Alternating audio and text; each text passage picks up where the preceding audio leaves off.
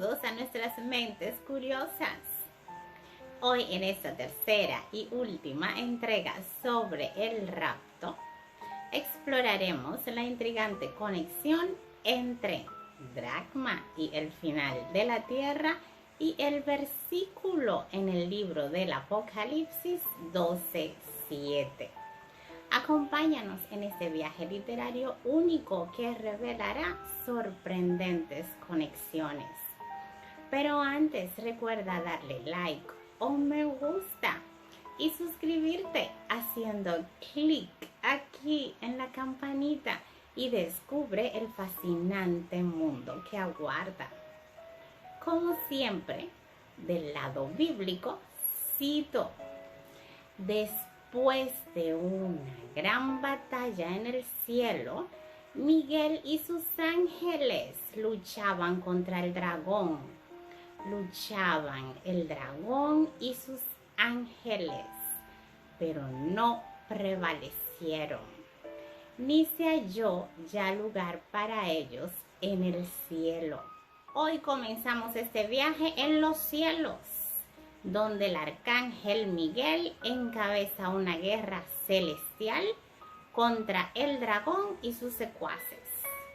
En Apocalipsis 12:7, la narrativa simbólica revela una lucha cósmica entre fuerzas divinas y malignas, desencadenando un relato lleno de significado teológico.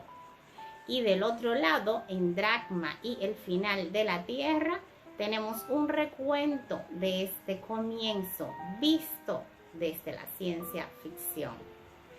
Según el libro, para el 2046, Estados Unidos se estaba preparando armamentalmente para una posible conspiración contra ellos. Luxer, junto a Christian, construían esta arma libre de radiaciones dañinas para evitar lo ocurrido con la bomba atómica en Hiroshima y Nagasaki. Esta arma causaba una especie de explosión debajo de los niveles del mar que afectaría la superficie en donde sería lanzada y convertiría todo en nada. Pero esta era su trampa, pues el día de la demostración, la cual debía ser en una zona árida, el arma sería desviada para destruir varias ciudades neurálgicas de los Estados Unidos, planeando adormecer a todos, ayudados por valquirias nórdicas, incluido su presidente. Luisiana, Ronan, Yalaf y Ronda se dirigían a evitar el siniestro. Ronda, minutos antes, es visitada por un arcángel que le dice que le estará ayudando en su lucha. Este era el arcángel Miguel. Ronda aprovecha la oportunidad para preguntarle al arcángel Miguel, conociendo su rol de protector y defensor de la tierra, si podía evitar la destrucción de la Babilonia moderna, nombre dado en este libro a la ciudad de Nueva York. El arcángel Miguel le dice que no podía evitar lo inevitable, pero le ayudaría a impedir la destrucción de las demás ciudades. Miguel le comenta que en el planeta Tierra, como en otros planetas, los buenos no son tan buenos y los malos no son tan malos. El arcángel explica que el hombre, al igual que todos los seres de este universo, fueron hechos a imagen y semejanza de Dios. Y los ángeles no están en la posición de decidir destruir, pues la maldad es un enigma aún indescifrable. Y hasta que ésta no se pueda descifrar, solo queda luchar por reivindicar al hombre, mientras quede una esperanza, por pequeña que sea. Rhonda le pregunta que si no pueden obligar a los terrícolas a que se porten bien. Y este le dice que sería muy fácil, pero se irrespeta el libre albedrío. Y ella también le pregunta que si nunca destruirían a Lucifer. Y el arcángel le responde, no, mientras Dios entienda que aún existe en él una esperanza de reivindicarse y mejorar. Horas después, la destrucción de la Babilonia moderna fue inevitable, pero Luxer fue impedido de destruir el resto de las ciudades. Y es así como Luxer invocó a su mentora de las tinieblas, Tina, a través de un medallón que ella le dejó para cuando éste la necesitara. Tina intentó engañar y embaucar a Rhonda, pero Rhonda recordó el consejo de su madre de nunca confiar en un terrícola y no cayó en su trampa. Luxer huyó al Himalaya a evitar el arrebatamiento. Millones de humanos preparados para ir a la supertierra y Luxer que deseaba destruir a todos para luego esclavizar sus almas. Pues, según este libro, el cuerpo es el medio de transporte para lograr reivindicarse. Se enfurece y se convierte en un enorme dragón rojo. Pero Dracma logra convertirse en un enorme dragón azul dorado. Y junto al arcángel Miguel y otros ángeles enfrentan al dragón rojo y a sus valquirias. Y es así como un gran grupo de humanos es salvado. Veamos el análisis comparativo. Ambos relatos, ya sea en la escritura bíblica o en la narrativa futurista, exploran la dualidad moral inherente a los seres. La lucha entre el bien y el mal se manifiesta en las épicas celestiales y en los dilemas morales de los personajes del libro. El arcángel Miguel, al explicar la inevitabilidad de ciertos eventos, refleja la fatalidad que también se encuentra en la narrativa futurista. La esperanza, un hilo conductor en ambas historias, persiste incluso en medio de la destrucción inevitable.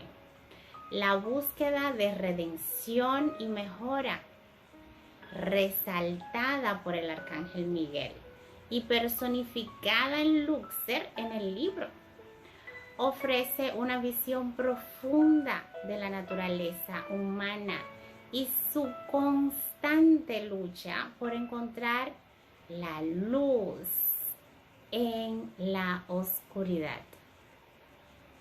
De acuerdo a este libro, el universo tiene una cantidad de reglas creadas por Dios que el hombre debe respetar y cumplir, pues si sales del estándar tendrías grandes dificultades, y nos indica puntos fundamentales para vivir en armonía que se deben conocer y cumplir, los cuales son: amar a Dios por encima de todo, encontrarse con uno mismo a través de la religión o la espiritualidad. La conservación como ser espiritual, esa es otra. El modo en que convives con los demás y cómo seas con tu prójimo. Otra, tu actuación con el universo como ser individual.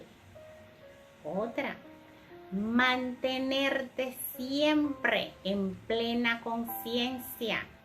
Esto es, no permitir que nada ni nadie controle tu cuerpo y mente. Jamás permitirte ser manipulado por alguien. Otra, hablar siempre con la verdad. Otra, manejarte en cualquier circunstancia de la vida con completa decencia, puesto que la decencia debe ser antepuesta siempre por encima de cualquier decisión. Otra, anteponer siempre la racionalidad o la ética en cada una de las decisiones tomadas. Otra, preservar el arte o todo aquello que tenga aspecto de belleza o lo artístico. Otra más, la conservación y la protección del planeta.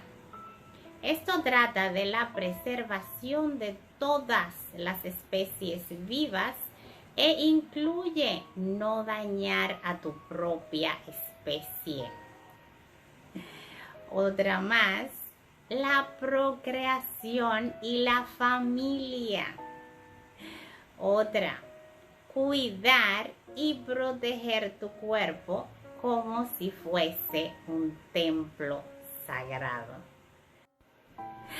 Así que, queridos espectadores, hoy hemos explorado las increíbles similitudes entre el libro Dracma y el final de la Tierra y la Biblia. Sin embargo, para sumergirse aún más en este fascinante mundo de profecías, los invito a adquirir el libro. Solo así podrán descubrir los textos exactos que han convertido esta obra en un éxito profético. No se pierdan la oportunidad de explorar estas conexiones por ustedes mismos. El enlace para obtener su copia se encuentra en la descripción. Nuestro próximo video tratará sobre qué hizo que este libro se convirtiera en un libro aparte de profético futurista. En conclusión, gracias por acompañarnos en este viaje y esperamos que lo disfruten. Y recuerden que buscamos iluminar la fogata del saber para un mundo más comprensivo en Dracma y el final de la Tierra. Somos tu escape hacia la sabiduría y la tranquilidad. Acompáñanos en este viaje de descubrimiento y calma. Tu feedback es una pieza clave. Esperamos tus comentarios. Hasta la próxima.